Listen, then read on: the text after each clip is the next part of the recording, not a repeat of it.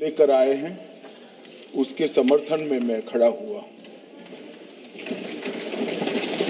माननीय अध्यक्ष जी, मैं सुबह से जो चर्चा चल रही है 12 बजे से,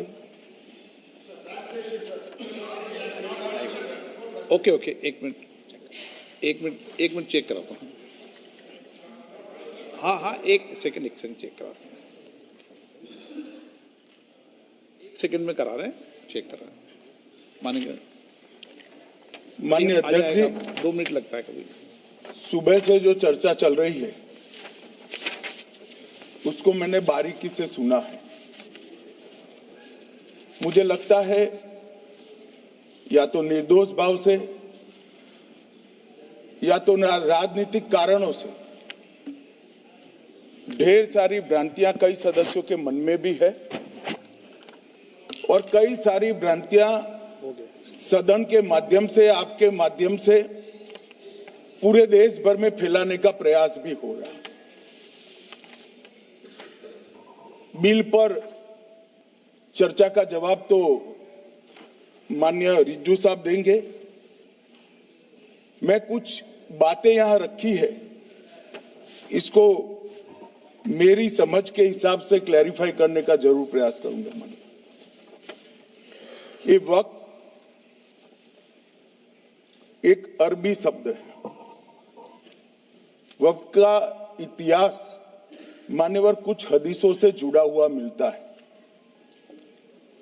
और आजकल जिस अर्थ में वक्त शब्द का प्रयोग किया जाता है, इसका मतलब है अल्लाह के नाम पर संपत्ति का दान, पवित्र धार्मिक उद्देश्यों के लिए संपत्ति का दान।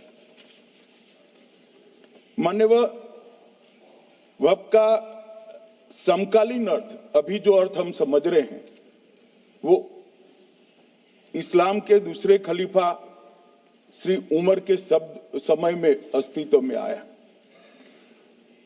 एक प्रकार से इसकी आज की भाषा में व्याख्या करें तो वक्त एक प्रकार का चैरिटेबल एंडोनमेंट है और जहां एक व्यक्ति संपत्ति, भूमि या मूल्यवान संपत्ति धार्मिक या सामाजिक भलाई के लिए दान करता है, बिना उसको वापस लेने के उद्देश्य से वहां वक्त की रचना कर। इसमें दान देता है, वो शब्द का बड़ा महत्व है। दान उस चीज का ही किया जा सकता है जो हमारा है।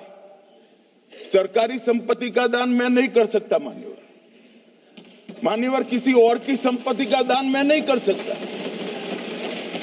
दान उसी चीज का किया जाता है जो हमारा है। मान्यवर, इसी विषय पर ये सारा जो बहस चल रहा है। भारत का जहां तक सवाल है, दिल्ली में सल्तनत काल के प्रारंभ में मुइज़्ज़ुद्दीन घोरी के समय पर पहली बार वक्फ अस्तित्व में आया। अंग्रेजों के जमाने में 1863 के धार्मिक दान अधिनियम से चलता था। बाद में चैरिटेबल प्रॉपर्टीज एक्ट 1890 से चला। उसके बाद 1913 में मुसलमान वक्फ वैलिडेटिंग एक्ट अस्तित्व में आया। तब तक ये सारी प्रक्रियाएं चैरिटेबल एक्ट के तहत चलती थी। मान्यवर, आजादी के बाद वही एक्ट को 1954 में वक्फ के केंद्रीकरण के लिए बदला गया। 95 में वक्फ न्याय अधिकरण और वक्फ बोर्डों की स्थापना की। अब ध्यान से सुनिएगा मान्यवर, वक्फ परिषद और वक्फ बोर्ड ये 1995 से आए। ये पूरा झगड़ा जो चल रहा है, आपने नॉन हिंदू को रख दिया और नॉन मुस्लिम को रख दिया, गैर मुस्लिम को रखा। वो झगड़ा वक्फ में दखल करने का है। पहले तो वक्फ में कोई गैर इस्लामिक सदस्य आएगा ही नहीं, ये स्पष्टता समझ लीजिए। ना मुतवल्ली गैर इस्लामिक होगा, ना वाकिफ गैर इस्लामी होगा। मान्यवर, वहां कोई प्रोविजन नहीं है।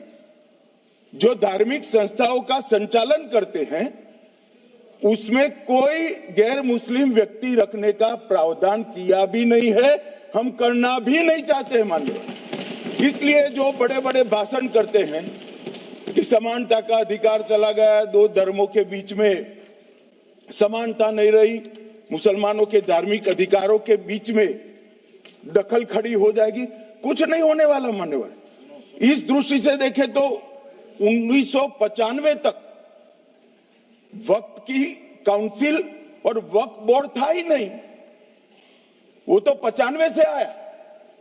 और मान्यवर, ये जो भ्रम खड़ा किया जाता है कि ये एक मुस्लिम भाइयों के धार्मिक क्रियाकलापों के अंदर, उनके दान की हुई संपत्ति के अंदर दखल करने का है, ये बहुत बड़ी भ्रांति फैलाकर माइनॉरिटी को डराकर अपनी वोट बैंक खड़ी करने के लिए किया जा रहा है मान्यवर। कहां पर गैर मुस्लिम सदस्य रखे जाएंगे? परिषद में और वक्फ बोर्ड में। उसका काम क्या है? उनका काम धार्मिक क्रियाकलापों को कुछ चलाने का नहीं है।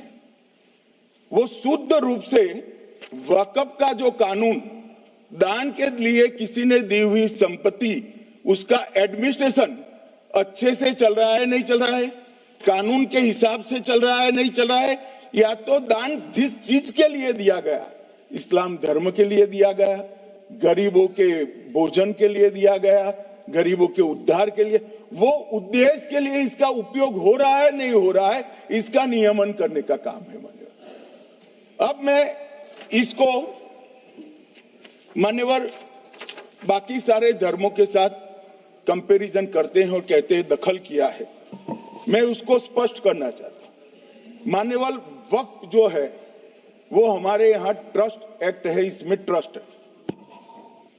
तो ट्रस्ट के अंदर जो ट्रस्ट को बनाते हैं वो ट्रस्टी होते हैं और एक मैनेजिंग ट्रस्टी होते हैं। वक्फ में वाकिफ होता है, वक्फ होता है और मुतवल्ली होता है। ये सारे इस्लाम के अनुयायी हैं।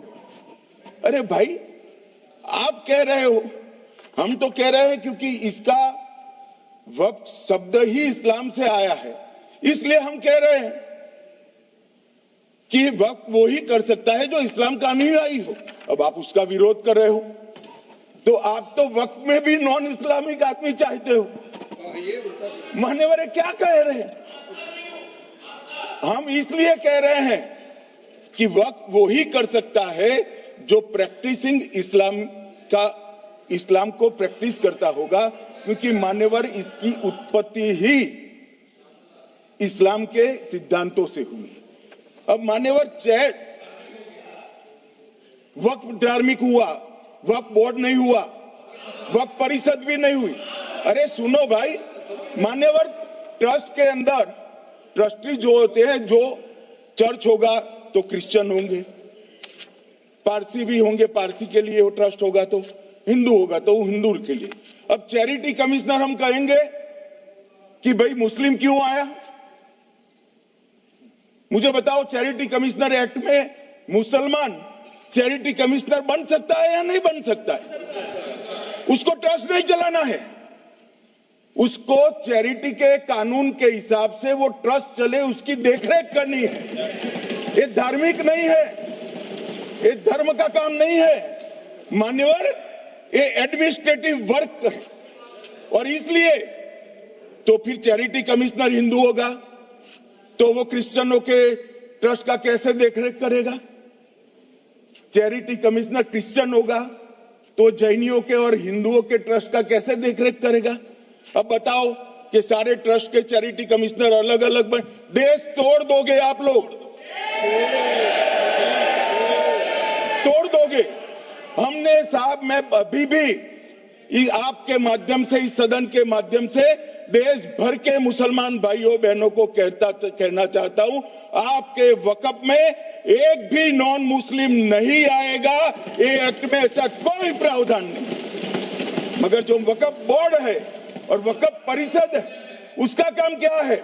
वक्फ की संपत्तियां मान्यवर बेच खाने वाले लोगों को पकड़कर इसके बाहर निकालने का। वक्फ के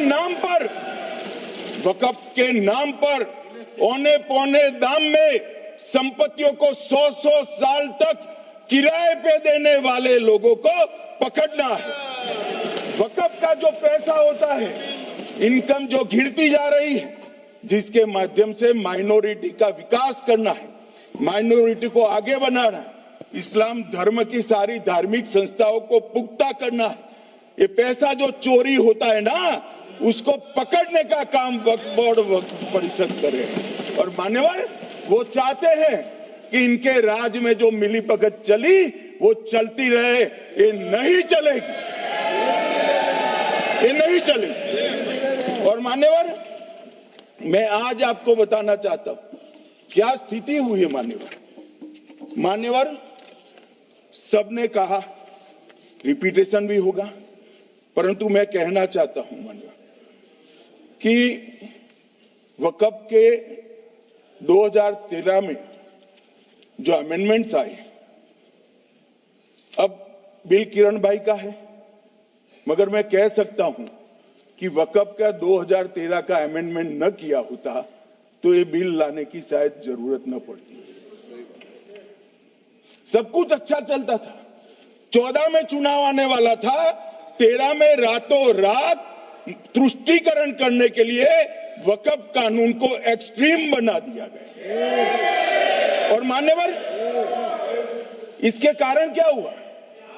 इसके कारण दिल्ली लुटियन की 123 वीवीआईपी संपत्ति कांग्रेस सरकार ने जब चुनाव मुहाने पर थे, 25 दिन दूर था, वक्फ को देने का काम कर दिया।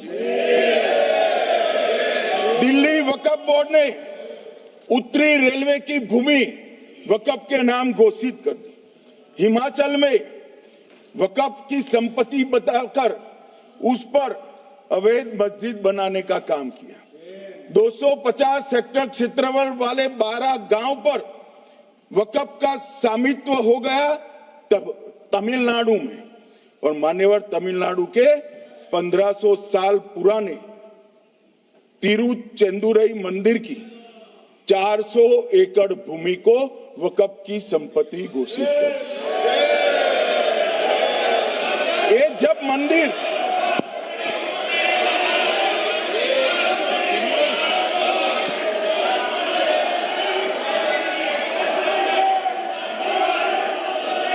आपको मौका मिले जब अपनी बात कह देना, प्लीज बैठिए। मान्यवर कर्नाटक की,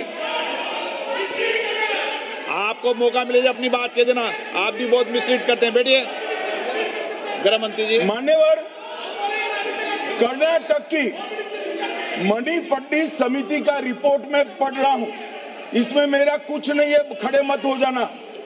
ये मणिपट्टी समिति का रिपोर्ट है। 29,000 एकड़ भूमि वक्फ की बिजनेस के उपयोग के लिए किराए पर दे दी। मान्यवर 2001 से 12 के बीच 2 लाख करोड़ की वक्फ की संपत्ति निजी संस्थानों को हस्तांतरित कर दी 100 साल की लीज पर। मान्यवर बेंगलुरु में उच्च न्यायालय में बीच में पढ़ना पड़ा, 602 एकड़ भूमि को जब्त करने से रोकना पड़ा। विजयपुर कर्नाटक के होनवाड़ गांव की 1500 एकड़ भूमि पर दावा कर उसको विवाद में डाला और 500 करोड़ की संपत्ति जिस भूमि का मूल्य है वहां 5 स्टार होटल को महीने 12,000 रुपए के किराए से दे दिया। अब मान्यवर ये कहते हैं कि इसका हिसाब किताब न करो, इसकी देखरेख न करो। भाई ये पैसा जो है देश के गरीब मुसलमान का है, ये गन्ना सोटों की चोरी के लिए नहीं, ये इसको रोकने के लिए। और इनके जो ठेकेदार बैठे हैं मान्यवर, ये यहां गरज गरज कर बोलते हैं, कुछ तो समझे बगैर बोलते हैं, कुछ समझ कर बोलते हैं। उनको लगता है कि इससे हम जीत जाएंगे। मान्यवर, कर्नाटक में दत्तापीठ के मंदिर पर क्लेम किया, तालीपरंबा 75 साल पुराने एक दावे के आधार पर 600 एकड़ जमीन का दावा किया और ईसाई समुदाय की भी ढेर सारी जमीनों पर कब्जा कर लिया गया। मान्यवर, आज देश के कई गणमान्य चर्च और चर्च के समूह वक्फ बिल का समर्थन कर रहे हैं। उनको लगता है कि इसका विरोध कर हम मुस्लिम भाइयों की सिंपैथी जीतकर अपनी वोट बैंक पक्का करेंगे। उसमें कोई फायदा नहीं होगा अखिलेश, इसलिए कि 4 साल में मुस्लिम भाइयों को मालूम पड़ जाएगा कि कानून तो उनके फायदे में है। और इसके साथ ये दक्षिण के सारे जो सांसद बोल रहे हैं, अपनी अपनी कॉन्स्टिट्यूएंसी में सारे चर्च को मान्यवर नाराज कर रहे हैं, उनको पता नहीं।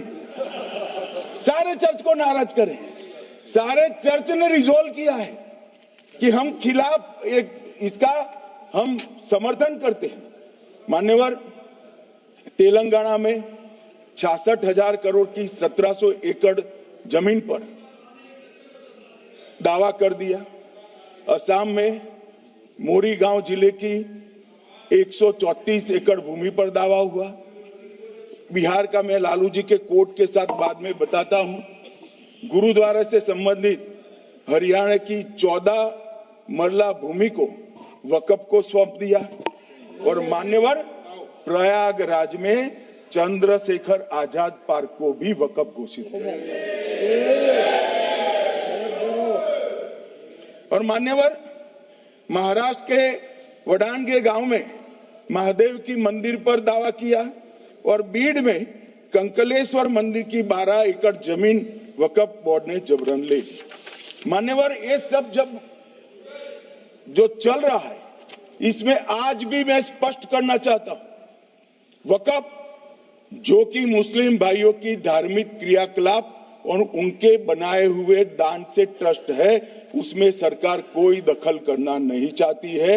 मुतवल्ली भी उनका होगा, वाकिफ भी उनका होगा, वक्फ भी उनका होगा। परंतु वक्फ की संपत्ति, इसका रख रखाव ठीक से हो रहा है नहीं। वक्फ का संचालन कानून के हिसाब से हो रहा है, निजी उपयोग के हिसाब से। सैकड़ों साल पहले किसी बादशाह ने दान किया, हमारी भाषा में कहो तो धर्मादा किया। अब इसकी संपत्ति को आप 12,000 रुपये में 5 सितारा होटल बनाने के लिए दे देते हो, ये उचित है क्या?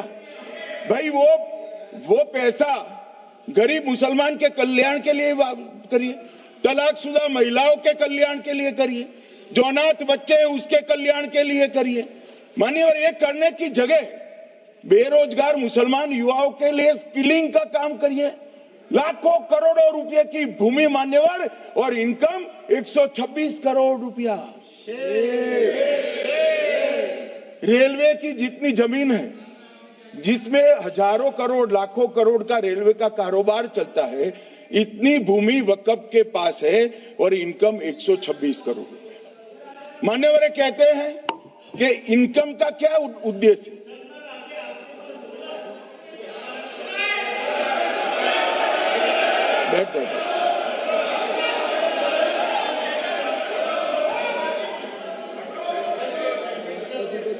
मान्यवर, मैं दादा की टेंशन समझ रहा हूं, ये बंगाल के मुसलमान भी सुन रहे हैं, तो उनको टेंशन होना स्वाभाविक है। मान्यवर, लालू प्रसाद जी, आज आरजेडी के सारे सदस्य बोले, जब 2013 का अमेंडमेंट आया, मैं लालू जी का तो पूरा पढ़ना चाहता हूं, बाकी सदस्यों का सिर्फ टोकन पढ़ूंगा। लालू जी ने क्या कहा? मैडम, सरकार जो यह संशोधन विधेयक पेश किया है, सरकार की पहल का हम स्वागत करते हैं। शाहनवाज हुसैन जी और अन्य माननीय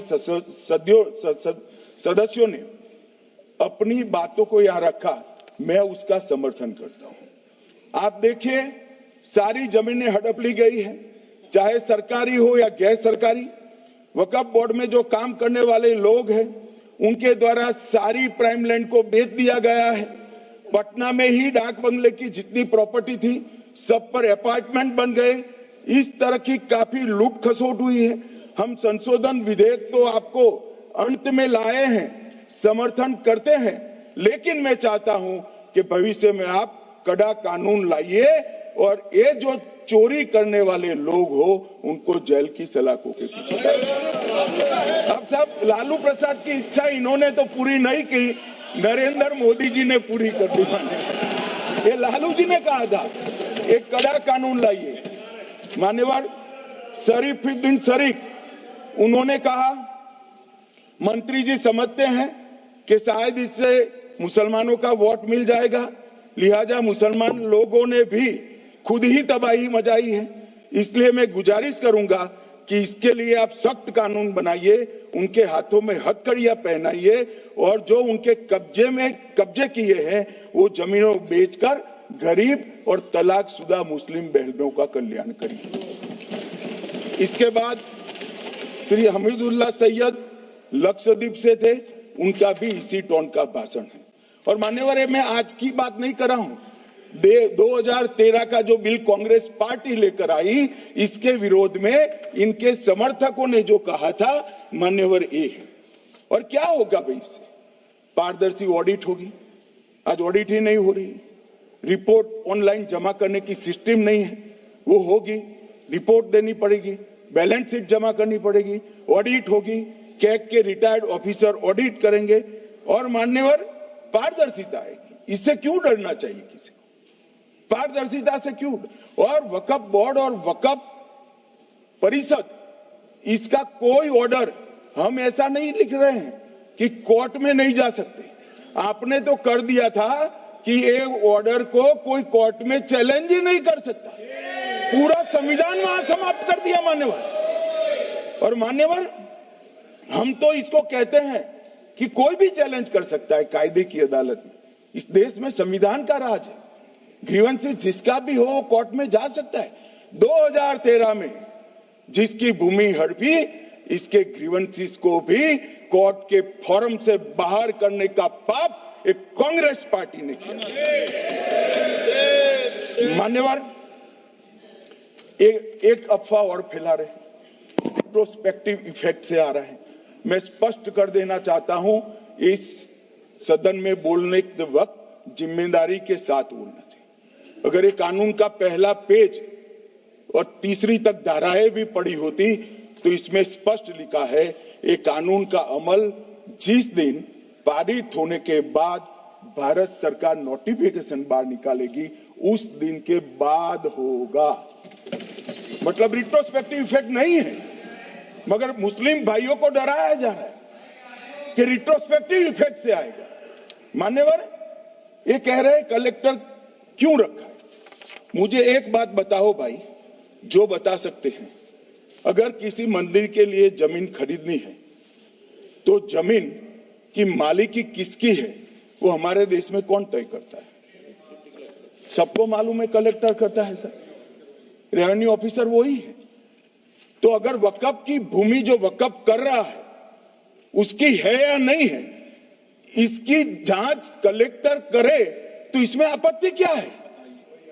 वक्फ तो दान है भाई, और दान अपनी संपत्ति का किया जा सकता है, किसी और की संपत्ति का नहीं किया जा सकता। गांव में कोई बेचारा अमेरिका गया है 4 महीने पढ़ने के लिए, घूमने के लिए, आता है तो कि वक्फ घोषित हो गया। कोई कारोबार करने के लिए दिल्ली आया, आता है तो कि वक्फ घोषित हो गया। अरे ऐसे नहीं होता भाई, कलेक्टर को पूछना पड़ेगा सरकारी संपत्ति है या नहीं है, इसकी जांच करनी चाहिए या नहीं करनी चाहिए। ढेर सारे मंदिर बनते हैं, बने भी है, बनेंगे भी, ढेर सारे चर्च बने हैं, गुरुद्वारे बने हैं, सरकारी संपत्ति पर बन सकते हैं क्या? नहीं बन सकते मान्यवर। जहां वक्फ की घोषणा होती है वो भूमि सरकारी है या नहीं है वो सत्यापित करना ही चाहिए, और कलेक्टर के अलावे इसको कोई सत्यापित नहीं। मान्यवर,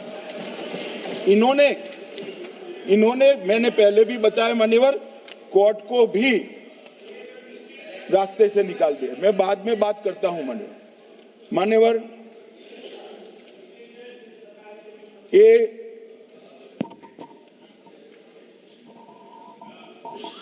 मान्यवर, एक उपयोग के आधार पर वक्त की समाप्त। मान्यवर ये कह रहे हैं कि सैकड़ों सालों से वहां प्रैक्टिस है। अब वो तो वक्फ रजिस्टर हो गया, आपने घोषित कर दिया, वक्फ में रजिस्टर भी हो गया, अब इसका सवाल नहीं है। मगर सैकड़ों साल की प्रैक्टिस, मुगलों के समय की प्रैक्टिस आज घोषित की जा सकती है क्या? अगर वहां नमाज पढ़ रहे हैं तो लोग देखते होंगे, कब्रिस्तान होगा लोग देखते होंगे, दरगाह होगी तो लोग देखते होंगे, और घोषित भी हो चुका होगा, रजिस्टर भी हो चुका होगा। अब अगर आप वक्फ घोषित करना है तो उसको ऐसे नहीं कर सकते मान्यवर, अधिकृत करना चाहिए। मान्यवर, जो दूसरा सुधार लेकर आए किरण जी, वो ही है कि धारा 36 में वक्फ संपत्तियों को बिना किसी स्पष्ट प्रक्रिया से, मालिकी की प्रक्रिया से पंजीकृत नहीं किया जा सकता।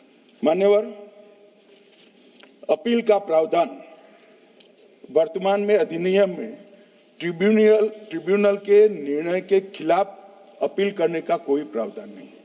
ये दृष्टिभ्रम खड़ा कर रहे थे गोगाई जी कि हाईकोर्ट में जा सकते। हाईकोर्ट में सिविल सूट नहीं जा सकता, रीट के अधिकारों का उपयोग कर हाईकोर्ट में जा सकते। सिविल सूट में ज्यादा प्रोटेक्शन मिलता है मूल मालिक को। आपने सिविल सूट को खत्म कर दिया था, रीट के जुडिक्शन बहुत सीमित है, हम सब जानते हैं कि ये सीमित कर दिया गया था, आप भी जानते हो, मगर आपको वोट बैंक चाहिए। मान्यवर, ये हमारा स्पष्ट सिद्धांत है भारतीय जनता पार्टी की, मोदी सरकार का, कि वोट बैंक के लिए हम कोई कानून नहीं लाए।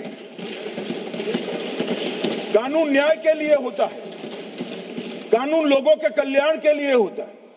इन्होंने कहा कैसे कैसे कानून आए हैं, मैं बता देता हूं सब। अभी कांग्रेस के महासचिव और माननीय सदस्य कह रहे थे क्या कानून आ रहे हैं सब, किस प्रकार के कानून आ रहे हैं। मान्यवर, इसी सदन में नरेंद्र मोदी सरकार ही महिलाओं को 33% आरक्षण का कानून लाई। इसी सरकार में पिछड़ों को संवैधानिक अधिकार दिया गया। मान्यवर, इसी सरकार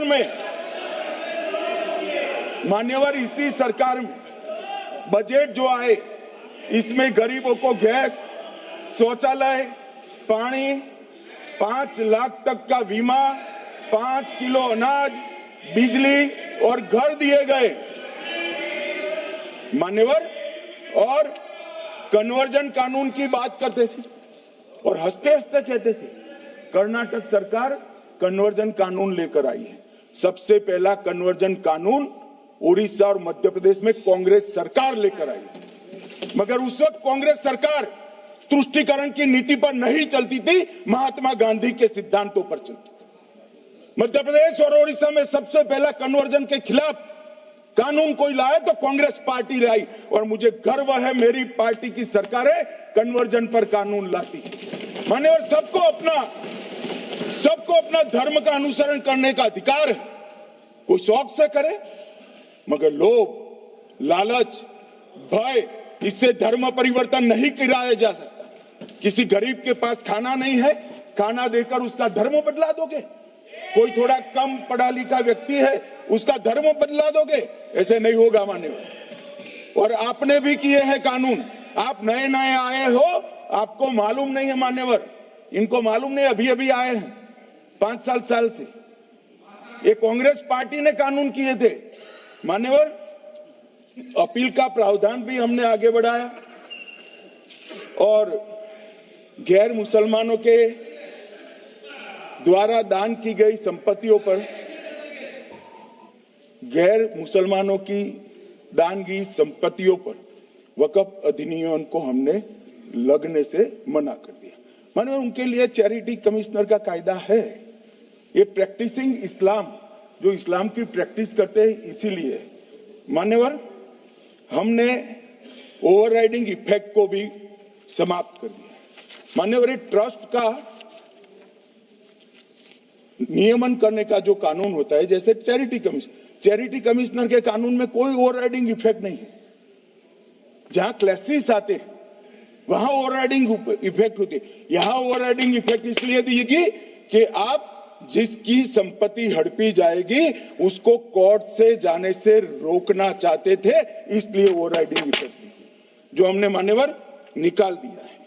मान्यवर एक ऐसी चर्चा लेकर आए कि चर्चा नहीं, मैं आपको बताना चाहता हूं 2013 में जो अमेंडमेंट बिल आया जिसके कारण ये बिल लाना पड़ा, वो बिल में कुल मिलाकर 5.4 घंटे चर्चा हुई थी, 5.5 घंटे दोनों सदन मिलाकर, और इस बिल में दोनों सदन मिलाकर 16 घंटे चर्चा हो रही है मान्यवर, 16 घंटे। इसके अलावे हमने डिमांड किया समिति बनाओ, समिति भी बनाई, 38 मीटिंगें हुई, 113 घंटे चर्चा हुई, 284 हितधारक बनाए गए, वक्फ बोर्डों की संख्या जो उपस्थित वक्फ बोर्ड भी हुए राज्यों के 25 हुए, राज्य सरकार के प्रतिनिधि 15 राज्य सरकारों के आए, सांसद 8 हुए, विधायक विधान परिषद 7 हुए और अध्ययन दौरे 3 किए गए और अल्पसंख्यक आयोगों को भी 5 बुलाया गया।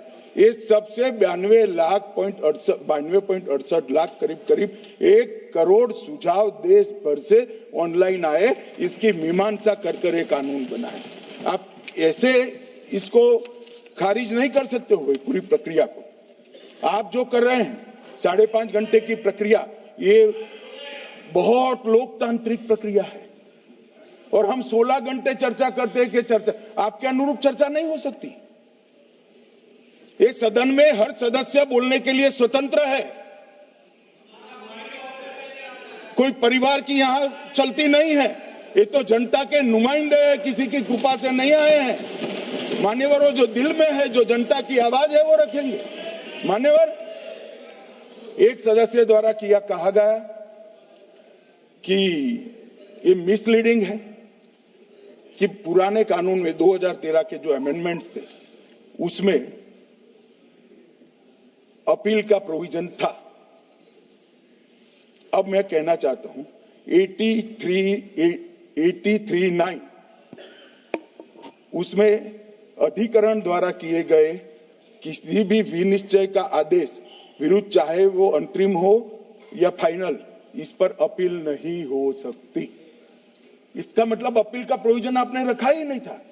सिविल न्यायालय, राजस्व कोर्ट और अन्य प्राधिकरण उसके अधिकार क्षेत्र पर भी प्रतिबंध लगा दिया और सरकारी अधिसूचना जो बाद में वक्फ बोर्ड और वक्फ परिषद के एडवाइस से होगी, इसको भी कोई चुनौती नहीं दे सकता। मान्यवर मुझे ये बताओ कि अभी अभी फैशन है संविधान लहराने की, ये संविधान के हिसाब से सरकार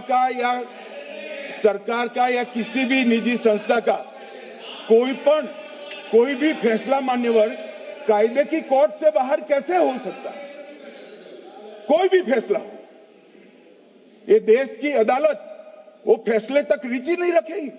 नागरिक ग्रीवेंसेस लेकर कहां जाएंगे? जिसकी भूमि हड़प कर ली गई वो कहां जाएगा? ऐसा नहीं चलेगा। आपकी वोट बैंक के लिए आपने किया था, हम खारिज कर रहे हैं, हम खारिज कर रहे हैं। ऐसा नहीं चलेगा। अदालत में जाइए, जिसको ग्रीवेंसेस है इधर और साइड से, और अदालत न्याय करेगी। न्याय के लिए तो अदालतें बनी है। और मान्यवर यहां एक सदस्य ने कह दिया माइनॉरिटी इस कानून को स्वीकार नहीं करेगी। क्या धमकाना चाहते हो भाई? संसद का कानून है, सबको स्वीकार करना पड़ेगा। स्वीकार नहीं करेंगे मतलब क्या है? कैसे बोल सकते हैं कोई हम कानून को स्वीकार नहीं करेंगे? एक कानून भारत सरकार का है, हर एक पर बंधन करता होगा और इसको स्वीकार करना पड़ेगा। मान्यवर ये हमने तो खैर वक्फ को छेड़खानी नहीं की, वक्फ बोर्ड और वक्फ परिषद के अंदर बदलाव किया है, मगर वक्फ के लिए भी क्या क्या जजमेंट आए। सैयद फजल पुकोया थंगल बनाम भारत संघ 10/11/28 को केरल उच्च न्यायालय ने उन्होंने कहा वक्फ बोर्ड एक स्टैट्यूटरी बॉडी है, यह मुस्लिम समुदाय का प्रतिनिधि निकाय नहीं है। इसका फंक्शनिंग मान्यवर एडमिनिस्ट्रेटिव है।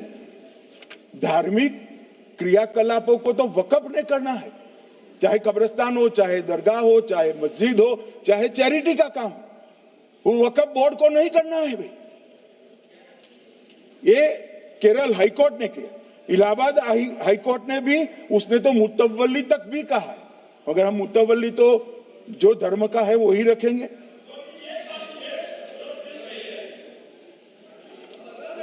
मान्यवर, इन्होंने कहा एक मुतवल्ली के कर्तव्य विशुद्ध रूप से धर्म निरपेक्ष कैरेक्टर है, मगर हम मुतवल्ली को छू नहीं रहे। मान्यवर ये कह रहे थे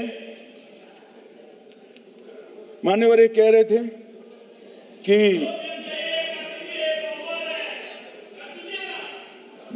मान्यवर ये कह रहे थे कि कोई गड़बड़ियां नहीं हुई। मान्यवर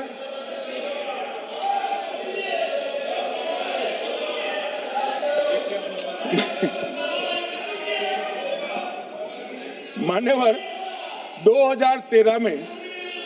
2013 में अन्यायी कानून आया। भाई करने थोड़ा शांत हो जाइए। ये 26 के कारण डरे हुए और कुछ कारण नहीं। चुनाव जो है ना अक्टूबर में, 25 में जो चुनाव है इसके कारण मान्यवर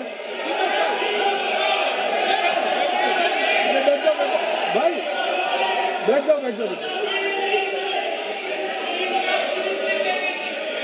मान्यवर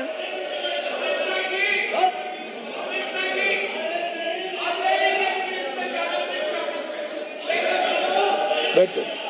बंगाल में आकर कहूंगा ये राजनीतिक हिसाब किताब का अखाड़ा नहीं है, छाती पर ठोक कर कहूंगा ज्यादा सीधा है।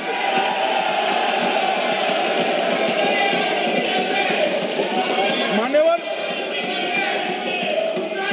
2013 के, अरे बैठ जाओ वकील साहब बैठ जाइए। मान्यवर 2013 में वो भी रिपीट होने वाले हैं। मान्यवर 2013 में बैठ जाओ। मान्यवर 1913 से लेकर 2013 तक 1913 से 2013 तक वक्फ बोर्ड का कुल एकड़ में भूमि सब वक्फ का मिलाकर 18 लाख एकड़ था। मेरी विनंती है सभी सदस्य इसको ध्यान से सुनिए। 1913 से 2013 तक 18 लाख एकड़ और 13 से 25 तक एक कानून बनने का परिणाम क्या आया और नई 21 लाख एकड़ भूमि बढ़ गई। अब मान्यवर 39 लाख एकड़ जो भूमि है उसमें 21 लाख एकड़ 13 के बाद। अब ये कह रहे हैं कि इसका दुरुपयोग नहीं हो रहा है मान्यवर। और लीज पर दी गई संपत्तियां 20,000 थी और 25 में रिकॉर्ड के हिसाब से, हो सकता है गलत भी हो सकता है, रिकॉर्ड्स के हिसाब से शून्य हो गई। तो मान्यवर संपत्तियां कहां गई? मान्यवर बेच दी गई। किसकी संपत्ति से, किसकी परमिशन से बेचा? मान्यवर मैंने पहले ही कह दिया कि केरल और देश भर के Catholic bishop council, Catholic bishop conference of India, Catholic Congress Kerala, भारतीय कैथोलिक धर्मगुरुओं की महासभा, केरल चर्चों की संयुक्त परिषद, कैथोलिक कांग्रेस केरला, ये सब ने इस बिल का समर्थन करा है और कहा है अन्यायी 2013 का सुधार। हम अकेले नहीं कह रहे मान्यवर। और मान्यवर इसी एक्ट में हमने एक एक बात कही कि जो योगदान था वक्फ बोर्ड का वो 7% से घटाकर 5% कर दिया। मान्यवर, अब ये जो कह रहे हैं ये मुसलमान भाइयों के हित में कह रहे हैं जिसका विरोध कर रहे हैं या अहित में? अगर 7 से 5% हमने कम किया तो कहां जाएगा? वो वक्फ में रहेगा। वक्फ बोर्ड का कम किया है। जो मस्जिद चल रही है उसको हमने 2% बढ़ाया है।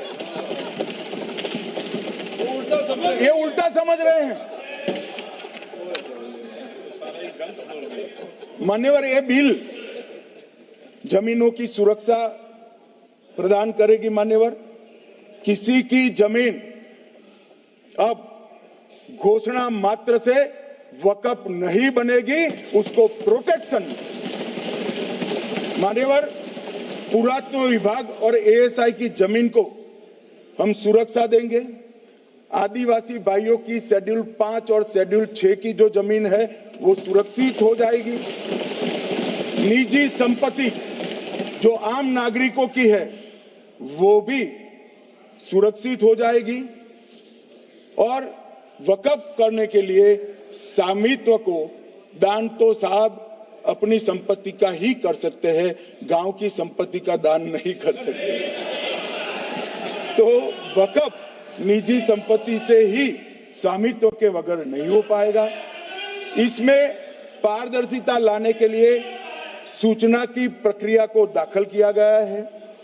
वक्फ बोर्ड की वक्फ की जो संपत्ति घोषित करने की अधिकार थे उसको समाप्त कर दिए। कलेक्टर से सर्टिफाइड कराना पड़ेगा और नए वक्फ पारदर्शी तरीके से पंजीकृत भी करने पड़ेंगे।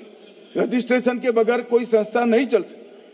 और मुस्लिम ट्रस्ट अब तक के जो है उसको हमने इस जो माफ करना, कई सारे ऐसे मुसलमान भाई हैं जो वक्फ के कानून को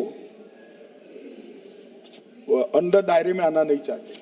मुझे मिले थे वोरा समाज वाले, वोरा समाज है, अहमदिया है, कई सारे ऐसे समुदाय हैं, सिया भी है, पसमंदाओं के भी कुछ ट्रस्ट हैं। वो सभी को मैं एक आनंद का समाचार देना चाहता हूं, अब मुसलमान भी ट्रस्ट एक्ट के अंदर अपना ट्रस्ट रजिस्टर करा सकता है। इसके लिए कंपलसरी नहीं है कि वो वक्फ के कानून में भी जाए, चैरिटी कमिश्नर एक्ट के तहत वो करने वाला है। मान्यवर, भूमि के रिकॉर्ड का कार्यालय होगा, समाचार पत्र और क्षेत्रीय भाषाओं में इसकी एडवर्टाइज दी जाएगी। ढेर सारे प्रावधान मान्यवर इसके अंदर किए हैं। महिला, सिया, पसमंदा, वोरा, अहमदिया, उनका हमने समावेश किया ही है। और उन्होंने कहा, मैं सुन रहा था, मान्यवर एक फैशन हो गई, राम जन्मभूमि का मंदिर बनाने की बात आई तो इस देश के अंदर खून की नदियां बह जाएगी, मुसलमान रोड पर आ जाएगा, मुसलमानों का ये हो जाएगा, वो ट्रिपल तलाक, फिर से डर, सीए आया कि मुसलमानों की नागरिकता चली जाएगी। जिन जिन ने भाषण किया है एक मुसलमान की नागरिकता गई है तो बता दो। मुसलमान भी जानता है। और मैं तो आपके माध्यम से देश के मुसलमानों को अपील करना चाहता हूं, मान्यवर, मैंने बहुत झेला है। ये कहते थे कि सीए कानून मुसलमानों की नागरिकता लेने 2 साल हो गए, एक भी मुसलमान की नागरिकता गई है तो सदन के पटल पर रखी। कितना झूठ फैलाया इन्होंने। मान्यवर, धारा 370 हटाई, ये कह रहे थे मुसलमानों का ये हो जाएगा, वो हो जाएगा, फिर से उमर अब्दुल्ला जीत कर आज शासन कर रहे हैं। आतंकवाद समाप्त हो गया, विकास शुरू हो गया, पर्यटन बढ़ गया। मान्यवर, एक कांग्रेस पार्टी और उसके साथियों ने मुसलमान भाइयों को डरा डरा कर अपनी वोट बैंक खड़ी करने का काम किया। हम नहीं डरा रहे मुसलमानों को, आप डरा रहे हो भाई। आप कह रहे हो ये हो जाएगा। मैं कहता हूं इस देश के नागरिक को किसी भी धर्म का हो कोई आंच नहीं आएगी। मान्यवर, ये नरेंद्र मोदी सरकार का सरकार। मान्यवर,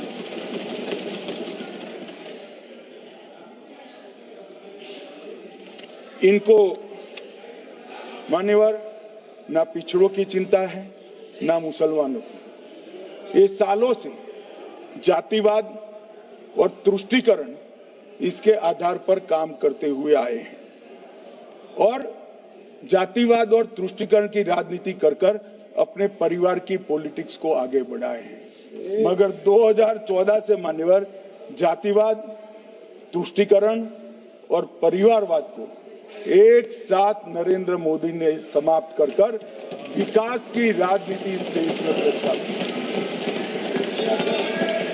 पॉलिटिक्स ऑफ परफॉर्मेंस, परफॉर्म करिए और चुनकर आइए। 3 टर्म मोदी जी को चुना है और 3 टर्म भारतीय जनता पार्टी की सरकार रहने वाली है। मेरी बात ठीक कर मान्यवर, अंत में मैं किरण जी को बहुत बहुत बधाई देना चाहता हूं कि बहुत अभ्यास कर सारे दूषणों को निकालकर वक्फ कानून को शुद्ध, पारदर्शी और उद्देश्यों को समर्पित बनाने का काम रिज्जू साहब लेकर आए हैं। मैं इसका समर्थन करता हूं।